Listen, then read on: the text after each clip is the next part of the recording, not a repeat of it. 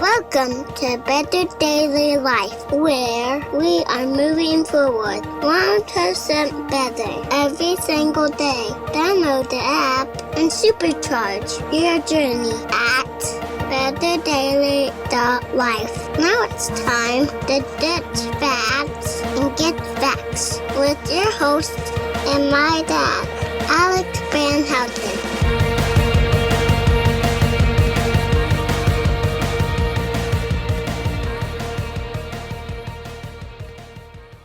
What is up, Betterment family? This is Alex Van Houten in Better Daily Live. Happy Thursday. It is Word Thursday, and on Word Thursday, I share with you some meditations on a word, and today's word is diet.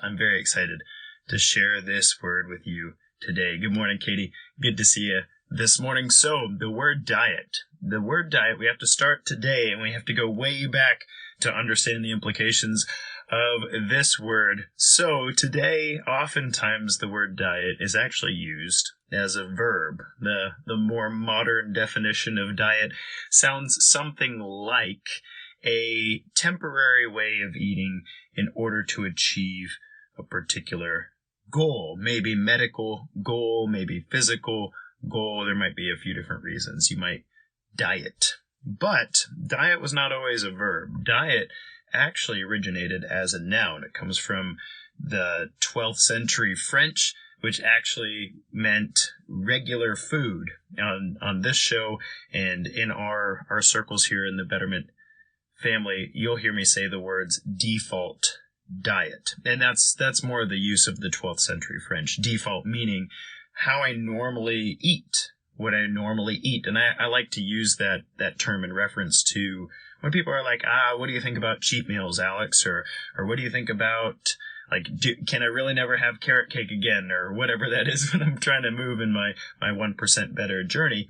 And the idea being that I like to help people create a noun diet, not a verb diet. A verb is something you do that has a start and an end. A noun is a person, place, or thing. It just is. It exists. And that's what the 12th century version of diet means in French. Your regular food, your default diet, the things that you make a part of your diet. So, as an example, let's use an easy example. Sardines. You guys like sardines, right? Or at least I do. And I talk about them a lot. Sardines are a part of my default diet. It's, when I'm not even thinking about it, I tend to keep those on hand. I stay stocked on them from the grocery store. They're a really easy source of protein for me, and I don't mind them. In fact, I enjoy them, and so sardines are a part of my default diet. Now, carrot cake is not a part of my default diet. I don't keep it around. I don't consume it on a regular basis, but I do enjoy it now and then, and my default is what I do, 90% of the time, whereas 10% of the time I know that my regular food, quote unquote, as the 12th century French would suggest, my regular food is not carrot cake. So a lot of the work that I do with individuals, oftentimes around the word diet as a noun, is to help them figure out what is optimal to make a part of their default diet. 90% of the time, if we're eating in a way that's good for us, if we're maximizing our nutrients and minimizing our foods that we eat that aren't very nutritious and they're just something to chew on and swallow, they're the calorically dense equivalent of cardboard, right? Some foods are like that. Not a lot of vitamin A, not a lot of vitamin B, not a lot of magnesium, but a whole lot of energy, right? When we keep those foods to be about 10% of our diet, and we realize that sometimes we consume foods that, they're not nutritionally beneficial to us, but maybe they're pleasurable, and maybe they're part of a cultural ritual that we really care about, like birthdays. Or maybe we're eating this food because we enjoyed the process of making it and want to indulge afterward. Whatever the reason, that's one of the ways of using the term diet all the way back to the 12th century French. But let's go even further back. Let's go to the Greek. The Greek, you can argue, is 2,000 to 3,000 years old. So 12th century French is about 800 years old, give or take. today's version of diet's a verb, really short term, right? In the 12th century French, it was, kind of like the default diet use of the term, my regular food, the thing that I make a regular part of my day, my breakfast, lunch, dinner, maybe snacks that are available to me, that sort of thing. But in the Greek, and I'm going to mess up this this pronunciation. Maybe I need to take Greek. I like to say it a lot on the show. Let's dive into that someday. But their term was a noun as well. And it's spelled the transliteration is D-I-A-I-T-A, diatia, or something like that. Diatia. And diaiata. I think it's diaiata. Anyway, that word means way of life or regimen. My way of life or regimen. And that's a really different use of the word. Because oftentimes people come to me in a coaching setting and they'll say, okay, Alex, what diet philosophy do you espouse? What diet philosophy do you think I should be doing? Should I be doing the keto diet? Should I be doing the Whole30 diet? Should I be doing the paleo diet, the Mediterranean diet? What should I be doing? Right? That's the present version of diet, the verb, right? And oftentimes I'll say, it sounds like you've had a lot of experience with different diets. That is to say, noun, regular ways of eating for you. And I'll say, which ones did you enjoy? Which ones worked out best for you? Which ones felt unsustainable? And they'll start talking to me about that. But what's really interesting, I had a great opportunity to sit down with a couple this week and talk to them about their diet. And it started, as I just explained, they wanted to know what diet they should be following, what way of eating was best. And what was interesting is about 5 to 10 minutes into our conversation, we weren't talking about food types or food amounts or carbs or fats or proteins or anything. We actually ended up talking about their planning habits as a couple. So what day do you plan groceries? And what does that look like? How do you sit down at the table and write those things down?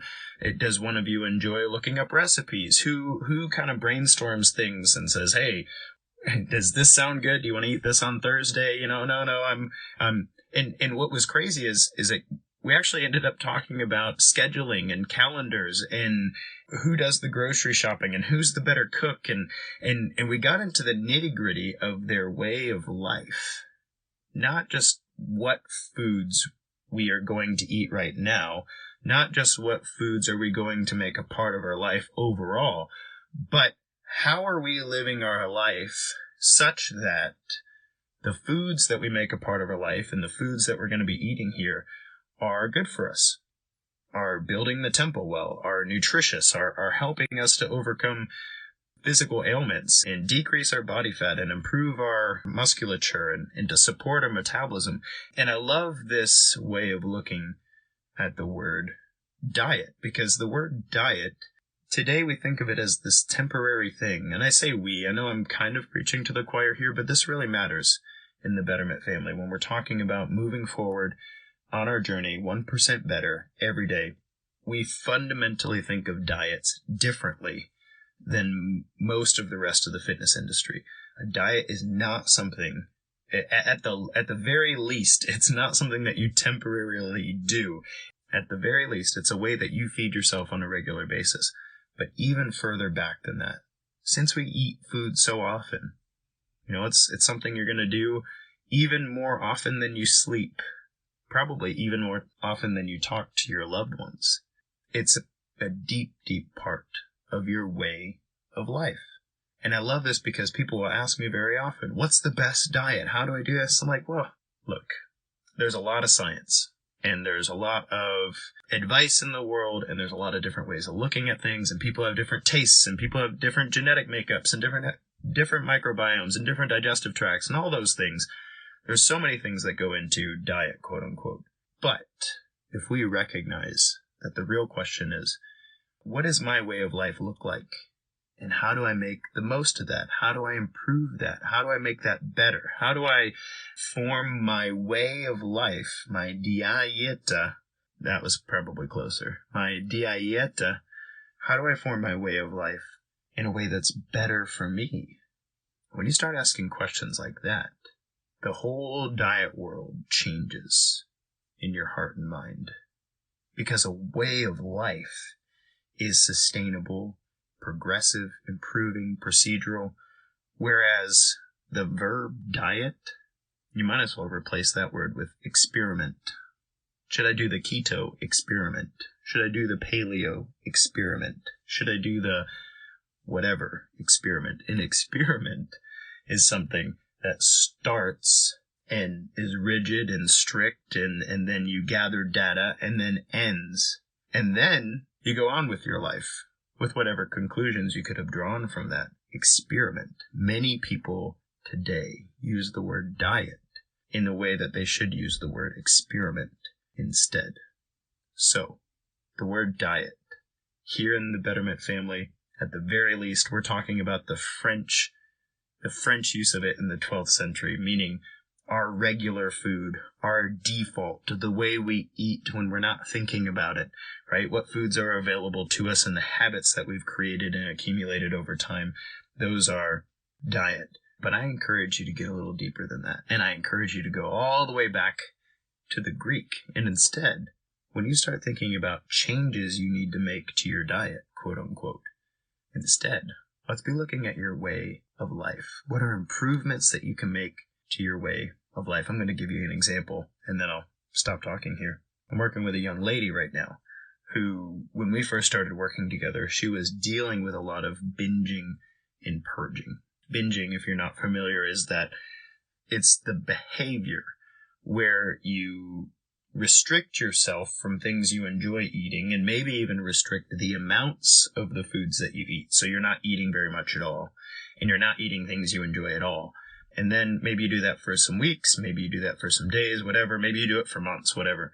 And then all of a sudden, the floodgates open, and you open a jar of peanut butter and you can't stop eating it. You eat the entire jar of peanut butter. A jar of peanut butter is a lot of calories and it's a whole lot of fat, and I'm sure your stomach hates you, but you can't stop. You're binging the peanut butter because you haven't had peanut butter in months, right? Or maybe you don't eat sweets ever, and then you eat an entire pan of brownies. That's the binging thing, and then you feel really bad about it. And so individuals with bulimia, for instance, who are struggling with that diagnosis, they will throw it up. They'll binge and then they'll throw it up. Some people exercise, purge. That's a different thing completely. Anyway, she was wrestling with these sorts of eating behaviors when we started working together. And so we started journaling food, and we started working on a more balanced philosophy about nutrition, because in her mind, she had good foods and bad foods. And her good foods were very restrictive, and she didn't really enjoy them, but she knew that they were, quote, good for her and healthy for her. And then her bad foods were like, man, these are terrible for me, and I really love them, but if I eat them, they're bad for me, and they're going to make me fat and depressed and all that stuff. And so we started working on a more balanced philosophy of food, and through her food journal, I showed, hey, look, these days when you're training, you need more carbohydrates. Some of those foods that you've labeled as bad might be a great way to get those. And that's my joke, right? Carrot cake on leg day.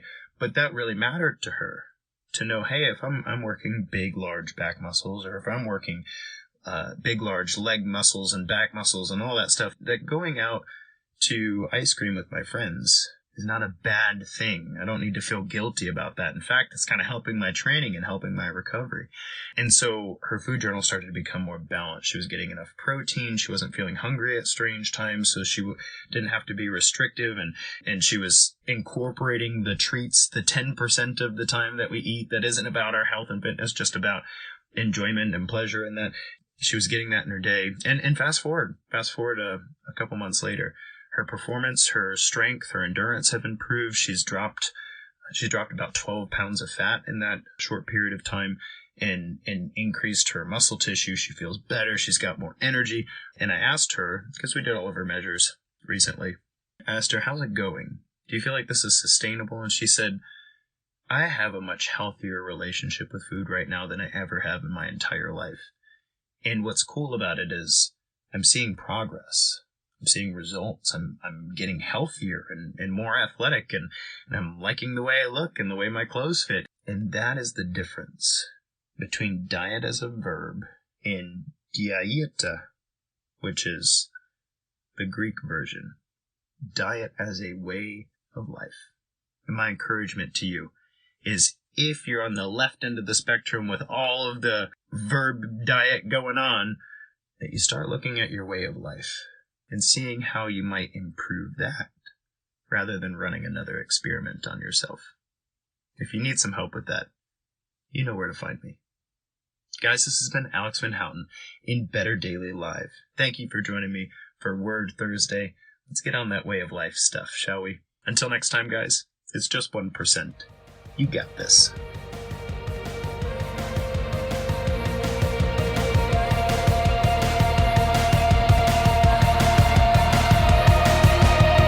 Thank you for joining us for your 1% better. Be you, just better, in mind, body, and spirit. Go to betterdaily.life, download our app, and check out our 5-star coaching resources. We all have a cross to carry. It's lighter when we do it together. Go to betterdaily.life today.